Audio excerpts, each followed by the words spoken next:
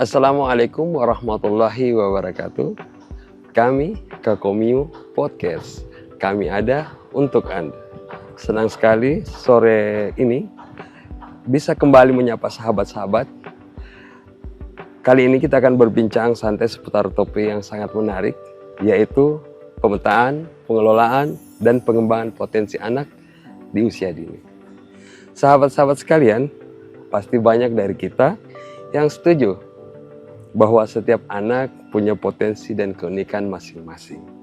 Tapi bagaimana sebenarnya cara kita bisa menemukan, kemudian memetakan bakat dan minat mereka dengan baik sejak usia dini, agar anak-anak kita bisa berkembang secara optimal. Bagaimana juga caranya orang tua dan guru bisa bekerja sama untuk menciptakan lingkungan belajar yang mendukung. Nah, itu akan kita bahas di sore hari ini. Kita punya dua narasumber yang hebat di bidangnya. Pertama, ada Ibu Rizka Sabrina Bajarat, Sarjana Psikologi, Magister Psikologi. Assalamualaikum, selamat sore Ibu. Waalaikumsalam, selamat sore Pak. Beliau seorang dosen dan juga psikolog yang akan berbagi bagaimana pendekatan psikologi bisa membantu kita memetakan potensi anak. Kita juga akan mengupas lebih dalam tentang tantangan-tantangan yang sering dihadapi saat mengembangkan potensi anak, terutama pada anak-anak yang mungkin punya kebutuhan psikologi yang berbeda. Dan tidak kalah serunya, kita juga akan ngobrol dengan Ibu Femi Widiawati. Assalamualaikum, selamat sore Ibu.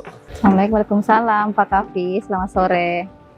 Beliau Kepala Sekolah TK Banawa Gunung Bale, sekaligus pengimbas praktik baik kurikulum Merdeka pada jenjang TK, dan sekolah beliau juga adalah salah satu dari sekolah penggerak di Provinsi Sulawesi Tengah. Beliau akan membahas dari sudut pandang pendidikan, khususnya bagaimana kurikulum Merdeka mengakomodasi pengembangan potensi anak. Beliau juga akan bercerita tentang penerapan 6 pilar fondasi belajar, serta bagaimana pendekatan ini bisa diterapkan di lapangan dengan segala tantangan. Jadi, mari kita dengarkan bersama bincang-bincang yang seru dan informatif ini. Oke Bu, mungkin untuk pertama kali saya akan ke Ibu Sabrina Bajarat. Panggilnya apa Ibu ya? Boleh Ibu Rizka saja Pak. Ibu Rizka, oke. Ya Ibu, mungkin berdasarkan pengalaman Ibu, bagaimana kira-kira pemetaan dan pengelolaan potensi anak yang tepat secara ilmu psikologi agar anak bisa berkembang sesuai dengan minat dan bakatnya sejak dini? Ya, baik, terima kasih Pak. Saya izin menjawab. Jadi setiap anak itu lahir memiliki bakatnya masing-masing. Jadi tugas kita sebagai orang tua dari sudut pandang ilmu psikologi itu memberikan stimulasi kepada anak. Jadi yang pertama-tama itu kita harus memberikan stimulasi dengan memberikan pengenalan terkait informasi mungkin kegiatan, kemudian profesi, kemudian mungkin olahraga, kesenian, dengan mungkin bisa dibacakan buku atau diajak jalan-jalan mungkin ke pagelaran seni atau pameran, kemudian pertandingan olahraga, atau melihat-lihat mungkin profesi-profesi yang ada, sehingga anak-anak itu memiliki informasi terkait mungkin apa bakat mereka, apa yang mereka sukai. Nah, sehingga dari situ orang tua dapat mengidentifikasi kira-kira minat dan bakatnya itu ada di mana. Nah, kalau sudah diidentifikasi, maka orang tua bisa dibantu untuk uji coba minat dan bakat anak itu ada di mana. Biasanya uji coba itu berlangsung hingga 3 bulan sampai 1 tahun untuk melihat apakah minat dan bakat anak ini konsisten. Nah, kalau misalnya konsisten mungkin bisa dilanjutkan. Tapi kalau tidak, mungkin bakatnya anak itu bukan di situ, sehingga perlu kita stimulasi lagi. Nah, kalau misalnya sudah konsisten, mungkin bisa dimantapkan minat dan bakat anak itu. Misalnya kalau minat dan bakatnya di olahraga, ya kita bantu untuk fasilitasi, misalnya di bawa latihan berapa kali dalam seminggu, kemudian diberikan fasilitas yang cukup memadai. Nah, setelah itu juga anak-anak bisa diberikan perencanaan terkait nanti perencanaan karirnya, kemudian potensinya itu seperti apa ke depannya, apakah mau digeluti sebagai profesi atau mungkin mau dijadikan sebagai prestasi dan lain sebagainya, seperti itu Pak. Oh, jadi apakah dalam konteks tertentu atau aplikasinya terkadang dalam proses pendampingan secara psikolog setelah orang tua menemukan potensi anaknya itu dilengkapi dengan instrumen-instrumen tertentu Bu secara tertulis atau mengalir saja? Sebenarnya bisa mengalir saja Pak, kalau memang kita lihat ketertarikannya anak di situ, dia ada bakat, misalnya dia punya bakat menyanyi atau seni, kan itu bisa diobservasi. Tapi kalau memang tidak bisa diobservasi, mungkin kita bisa bawa ke ahlinya untuk diidentifikasi menggunakan instrumen-instrumen yang dapat mengidentifikasi kira-kira minat dan bakatnya di mana Pak. Tapi biasanya kalau kita sudah stimulasi, kalau memang ada ketertarikan, ada minat dan bakatnya, biasanya akan nampak kelihatan. Seperti ya cara memetakan sih ya. Oh, mungkin saya ke Ibu Femi. Iya, Femi Pak. ya panggilnya Bu ya. Iya Pak Kavi. Jadi mungkin pertanyaannya sepengalaman Ibu, kira-kira bagaimana Kurikulum Merdeka mengakomodasi secara konkret pemetaan potensi anak di usia dini, terutama terkait dengan 6 pilar fondasi belajar, apalagi tadi sudah ada penjelasan secara psikologi. Ya baik, terima kasih Pak Kavi. Jadi memang tadi seperti disampaikan Ibu Rizka bahwa anak-anak kita ini istimewa, memiliki keunikan masing-masing. Jadi dalam penerapan kurikulum merdeka ini sendiri, di kurikulum merdeka ini memberikan keleluasaan kepada satuan untuk menggunakan metode pembelajarannya menyesuaikan dengan karakteristik dan kebutuhan anak-anak. Nah, dalam penerapan implementasi 6 pilar fondasi ini, guru dalam implementasinya itu bisa melaksanakan evaluasi dan asesmen formatif yang berkelanjutan untuk menilai atau memetakan kemampuan anak-anak menurut minat, bakat seperti itu dan kemampuannya. Jadi hal yang dilakukan itu di awal pembelajaran itu guru melaksanakan asesmen awal untuk memetakan kemampuan anak-anak ini. Kemudian nanti kemudian dari asesmen awal itu guru bisa merancang pembelajarannya menyesuaikan dengan bakat, minat dan gaya belajar anak-anak tadi. Seperti itu Pak. Untuk 6 pilar sendiri, fondasi sendiri ini kan misalnya itu ada perkembangan agama dan moral ya Pak. Kemudian kognitif, perkembangan kognitif, sosial emosional anak, literasi numerasi, kemudian kreativitas seperti itu, motorik, fisik dan motorik. Jadi melalui asesmen awal tadi, guru bisa mengidentifikasi kemampuan anak-anak, gaya belajarnya, minat dan kebutuhan belajarnya bisa kita fasilitasi seperti itu Pak. Iya, oke. Baik sekali Bu ya, artinya ini sedikit bisa menambah pemahaman tentang bagaimana kurikulum merdeka mengakomodir kepentingan anak di masa dini. Nah, apakah kemudian asesmen diagnostik ini terkait dengan diferensiasi, artinya latar belakang anak atau kemampuan anak belajar yang berbeda itu? Iya, betul Pak. Dengan adanya asesmen awal, asesmen diagnostik ya Pak ya, kognitif dan non kognitif. Di sini guru bisa memetakan Pak, bagaimana minat, gaya belajar anak-anak. Kalau tidak dilakukan asesmen awal, kita sulit mengidentifikasi kemampuan anak-anak ini karena kemampuan awal anak-anak itu berbeda-beda dari latar belakangnya. Jadi mesti diidentifikasi melalui asesmen awal di awal pembelajaran. Sehingga nanti guru-guru bisa memfasilitasi merancang pembelajaran sesuai dengan kebutuhan anak-anak. Seperti dengan macam-macam pembelajaran bervariasi. Misalnya sekarang ini kan ada proyek, anak-anak suka itu. Jadi bisa mengakomodir kemampuan anak-anak dalam kelas, seperti itu Pak. Oh iya, baik sekali Bu. Jadi cukup menjelaskan tentang betapa akomodatifnya kurikulum merdeka dalam konteks mewakili kepentingan anak dalam, khususnya anak usia dini dalam proses belajar. Mungkin saya kembali ke Ibu Rizka, kira-kira bagaimana pemetaan dan pengelolaan potensi anak yang tepat secara ilmu psikologi, dalam artian dalam konteks yang Ibu pernah jalani secara praktikal psikologi. Kira-kira bagaimana Bu yang pernah dijalani, seperti apa? Baik Pak, untuk memetakan itu memang kita harus sesuaikan juga dengan potensi psikologisnya. Jangan sampai kita mau menggali tapi ternyata potensi psikologinya itu lain begitu Pak.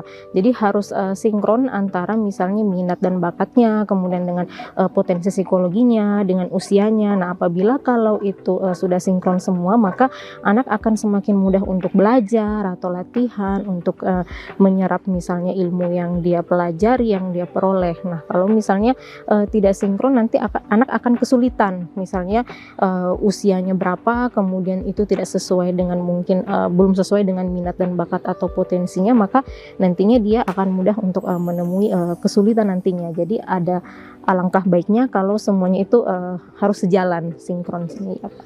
Terkait dengan tadi perubahan kemungkinan potensi itu, Ibu, bagaimana kira-kira problem solvingnya ketika misalnya dalam periode tertentu dalam usia dini itu terjadi perubahan potensi? Bagaimana itu kira-kira Baik Pak, memang untuk perubahan potensi terkait minat dan bakat anak itu memang akan sangat mudah mungkin terjadi ya, apalagi dalam usianya mungkin yang sangat dini, sehingga ya sama kita sebagai orang tua itu harus bisa melihat apakah misalnya ini anak konsisten atau tidak. Nah, kalau memang tidak konsisten berarti mungkin minat dan bakatnya tidak sesuai atau mungkin potensi psikologinya tidak sesuai, sehingga kita gali kembali kira-kira minat dan bakatnya itu ada di mana.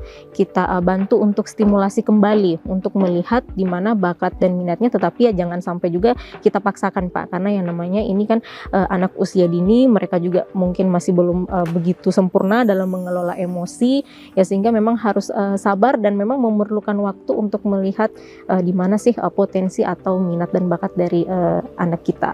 Oke Bu, menarik, jadi semakin menarik ini karena terkait dengan perubahan potensi itu Bu, dalam jenjang usia dini ini kira-kira perubahan potensi itu seberapa sering Bu? Kalau mau ditanya seberapa sering, dalam kasus-kasus yang biasa kami lihat itu memang sangat sering terjadi Pak. Ya, tapi ada juga memang yang konsisten, yang tetap konsisten untuk menjalani potensinya, minat dan bakatnya. Cuma memang untuk perubahan memang yang namanya anak-anak itu ya cukup sering kita lihat, bisa sampai sekitar ya 50 atau 70% mereka bisa sampai bakatnya itu atau minatnya itu bisa berubah. Seperti itu. Iya Pak. Kalau misalnya secara kurikulum merdeka Ibu, saya ke Ibu Femi ya. Iya. Masih terkait dengan pertanyaan ke Ibu Sabrina tadi, Ibu Rizka ya, Ibu Rizka. Pengelolaan tadi, kalau kurikulum merdeka itu mengelolanya seperti apa yang tadi terkait dengan perubahan itu juga tadi? Baik Pak Kavi, terkait dengan pengelolaan dan pengembangan ya di kurikulum merdeka, itu seperti tadi sudah saya jelaskan, tentunya kita melakukan memfasilitasi kebutuhan belajar anak-anak ini melalui, dilihat ya Pak, dari asesmen formatif berkelanjutan yang kita laksanakan di kelas. Itu kalau di PAUD itu kita menggunakan 4 instrumen Pak. Jadi dari situ nanti kita bisa menilai bagaimana kemampuan belajar, perkembangan proses belajar anak-anak ini. Jadi dari situ kita bisa memfasilitasi komunikasi kepada orang tua, bagaimana proses perkembangan anak-anaknya, apa yang masih perlu ditingkatkan, seperti itu Pak. Boleh mungkin diberikan contoh lebih lugas atau lebih konkret tentang asesmen formatif dan tadi 4 instrumen tadi Bu, contohnya kira-kira seperti apa? 4 instrumen yang kita pakai, asesmen yang kita pakai di PAUD itu, yang pertama itu catatan anekdot. Nah, catatan anekdot ini kita menilai biasanya hal-hal yang tak terduga dilakukan anak di kelas. Jadi itu nanti bisa menjadi bahan umpan balik untuk kita mengembangkan pembelajaran esoknya, seperti itu. Jadi kan biasa anak-anak itu bermain, ada yang tiba-tiba memanfaatkan misalnya ranting-ranting buat rumah-rumahan, saya begitu. Ada biasa mungkin ada pipa-pipa yang mereka dapat dibuat saluran seperti itu kan hal-hal yang tidak terduga yang nanti bisa potensi jadi kita fasilitasi untuk pembelajarannya yang lebih konseptual di dalam kelas, seperti itu. Jadi kalau yang kemudian asesmen instrumen yang kami pakai itu checklist. Nah, checklist ini berisi indikator dari tujuan pembelajaran yang ingin dicapai anak di kelas. Di situ kita akan menilai apakah sudah tercapai pembelajaran hari ini atau belum. Apakah ini menyenangkan untuk anak atau tidak. Jadi ini jadi refleksi buat kita, mengevaluasi apakah ini masih bisa dilanjutkan atau dirubah metodenya seperti itu atau medianya seperti itu. Kemudian selanjutnya instrumen cek foto berseri Pak. Jadi sekarang kan sudah jadi pertama diagnostik, yang kedua foto berseri. Kalau diagnostik itu Pak, itu asesmen awal. Asesmen awal, diagnostik dan kognitif dan non kognitif ya. Kalau asesmen formatif ini kita punya 4 instrumen. Jadi tadi itu catatan anekdot, kemudian checklist, kemudian foto berseri Pak. Jadi foto berseri itu akan menilai proses pembelajaran perkembangan belajar anak dari awal dia mengerjakan, misalnya meronce Pak ya, dengan bahan pipa dan kertas misalnya. Jadi dari awal itu anak-anak didokumentasikan. Kemudian sementara mengerjakan dengan hasilnya, gitu. Ada yang sudah berhasil, ada yang belum.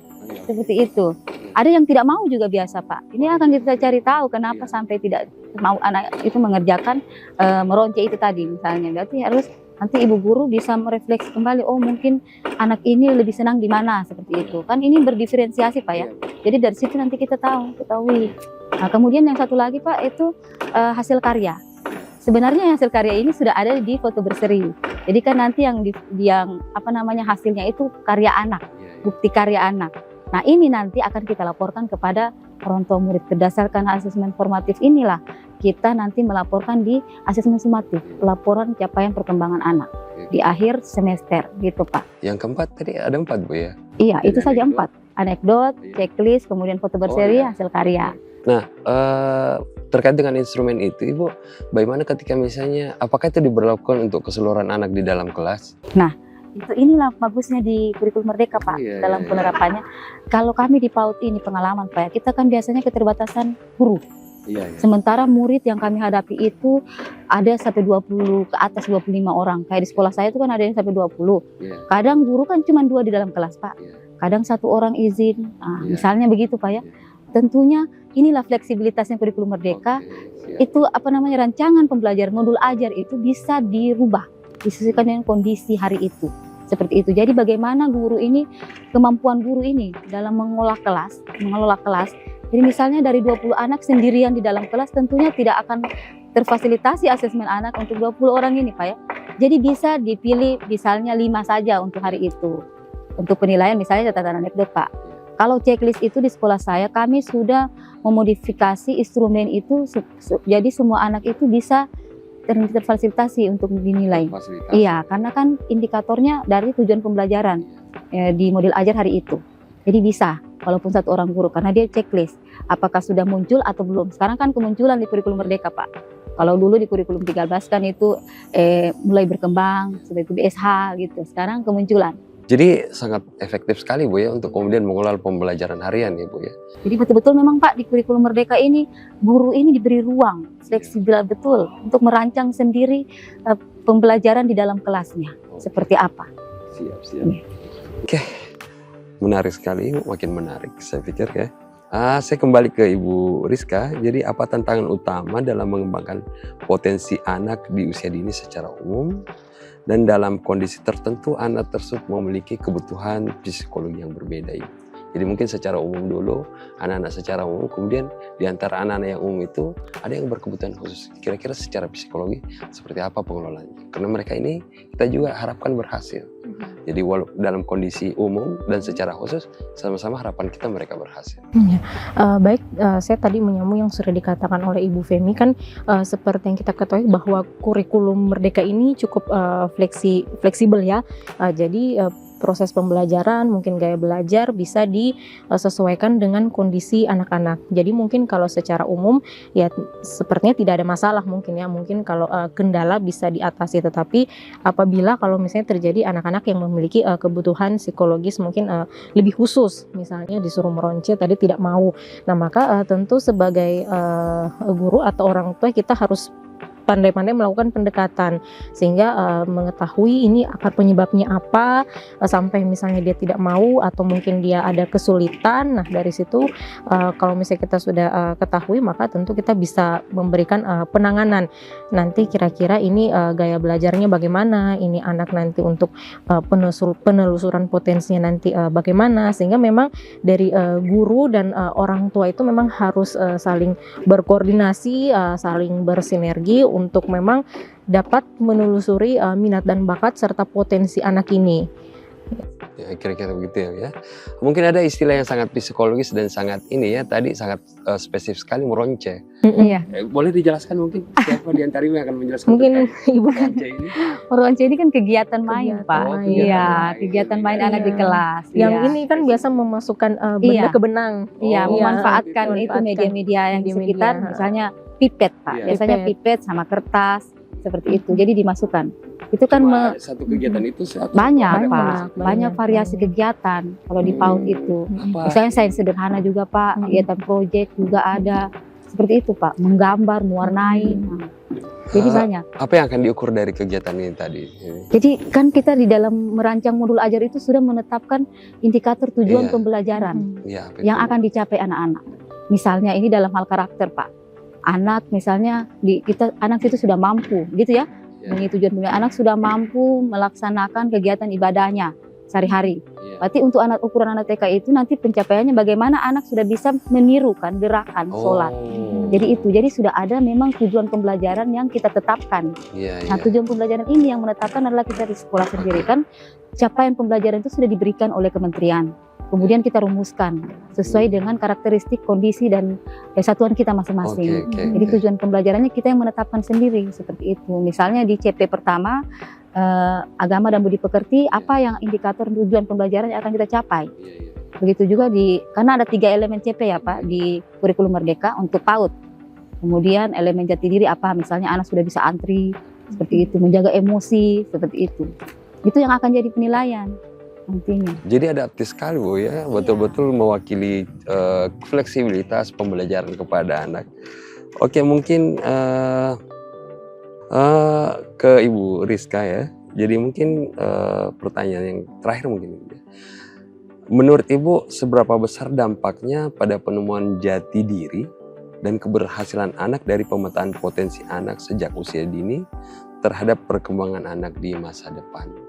Iya, baik Pak, terima kasih. Jadi untuk pemetaan potensi sejak dini itu memang sangat bermanfaat untuk masa depannya, dimana kalau semakin dini kan mereka akan semakin mengetahui mungkin kompetensinya di mana, minat dan bakatnya di mana, sehingga nanti kemampuan merencanakan mereka itu lebih baik. Jadi nantinya misalnya 1 tahun ke depan mereka mau ngapain, kemudian apakah nanti minat dan bakatnya ini atau potensinya akan menjadi cita-citanya, kemudian apakah nanti akan menjadi profesinya, karena tidak jarang minat dan bakat serta potensi ini akan mengantarkan anak-anak kepada kesuksesannya, apalagi kalau sudah digeluti sejak lama, kemudian ia sudah lama untuk perdalam potensinya ini, minat bakatnya akan menjadi mungkin keahlian khusus bagi anak itu ketika di masa yang akan datang, sehingga mereka menjadi sukses karena memang sudah menggelutinya sejak lama, sudah tahu betul mungkin seluk-beluknya dan memang betul-betul dari hatinya.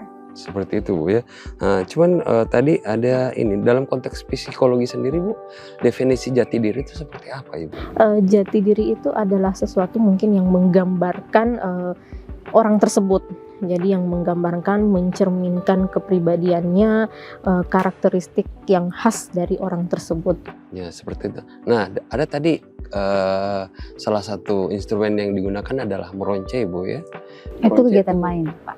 Iya. Kegiatan main, Oh, Pak. kegiatan Iya, main, ya. salah satu kegiatan main. Kegiatan main. Nah, tapi kan ada model seperti ini. Ada yang pola kegiatan bermain itu yang memerlukan konsentrasi, di mana ada anak tertentu tidak mampu berlama-lama mengerjakan itu. Tetapi pada sisi lain dia mempunyai kemampuan kinestetik yang yang lebih baik.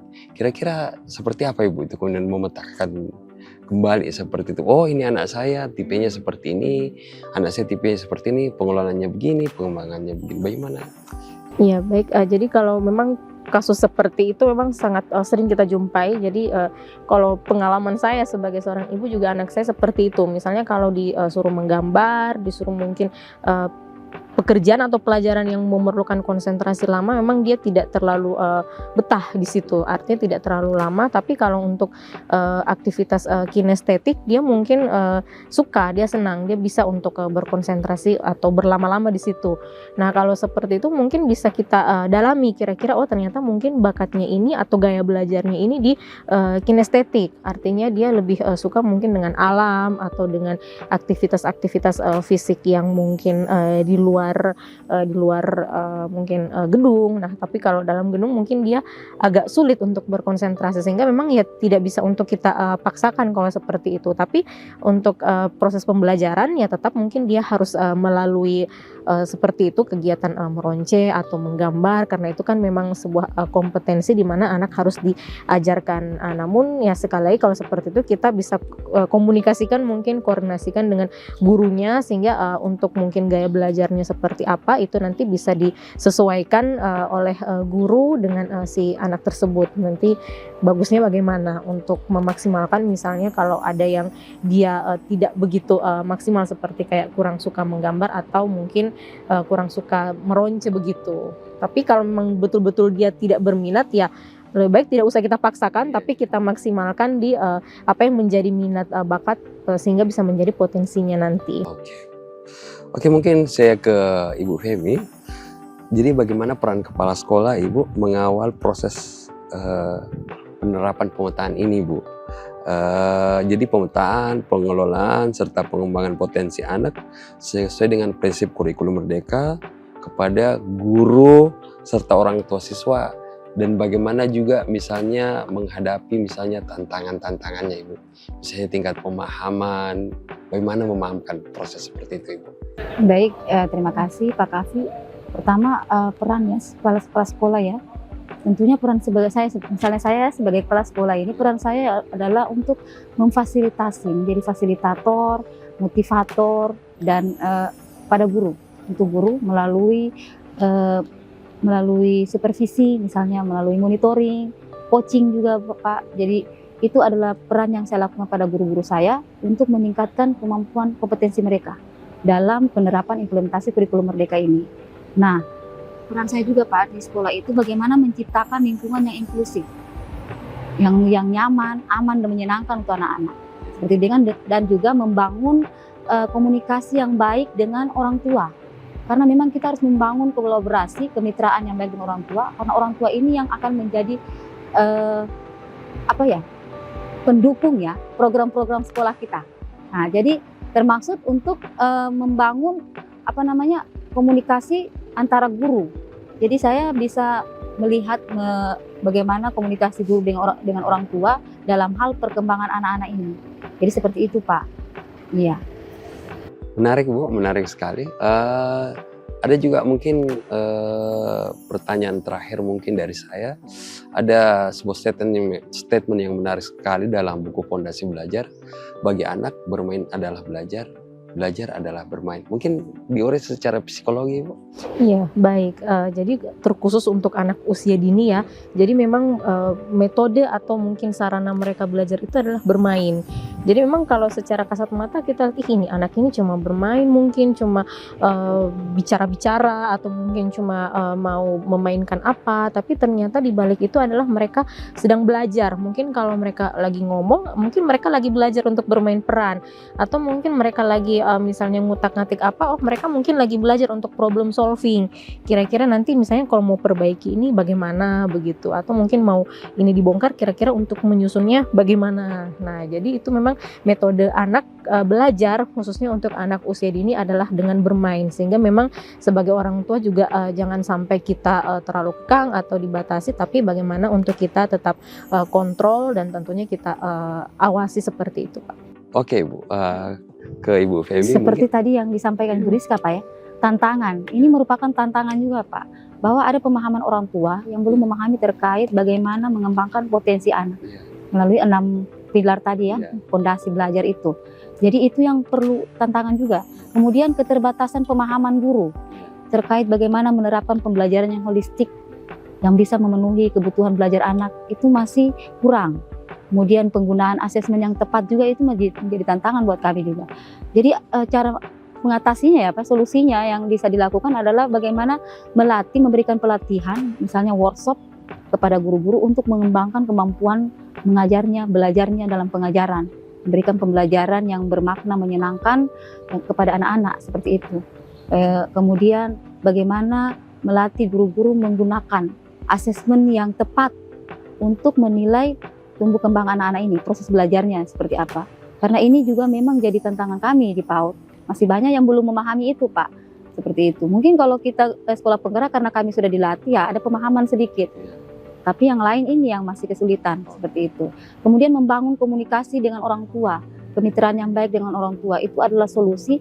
Kalau di sekolah kan kita membentuk satu grup ya, grup WA sekarang kan gitu Pak ya, grup WA kan untuk memudahkan komunikasi. Karena kadang-kadang orang tua pada saat diundang rapat misalnya itu karena pekerjaan, kesibukan pekerjaan jarang hadir. Jadi bagaimana kita mengkomunikasikan perkembangan belajar anaknya ini kalau kita tidak bertemu, bertatap muka seperti itu. Kadang juga ambil rapornya diwakili seperti itu.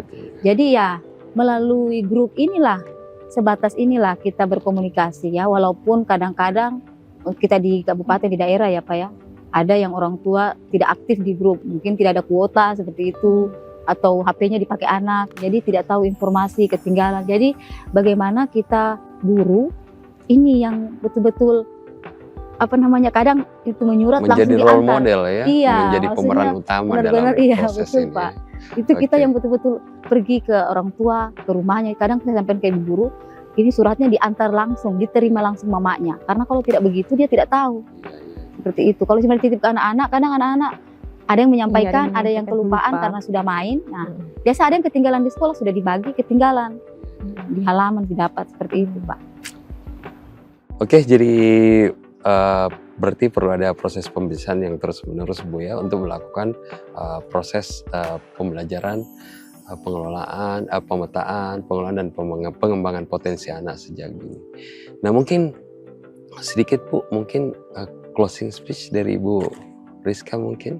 Iya, baik Pak, kalau menurut saya, bukan juga menurut saya, tapi untuk yang seperti kita ketahui bahwa bakat itu adalah anugerah dari Tuhan, dan setiap anak itu memiliki bakat dan potensinya masing-masing, sehingga sebagai orang tua kita wajib untuk menstimulasi, untuk mencari tahu, mengidentifikasi bakat dari anak itu agar anak dapat meraih kesuksesannya di masa yang akan datang.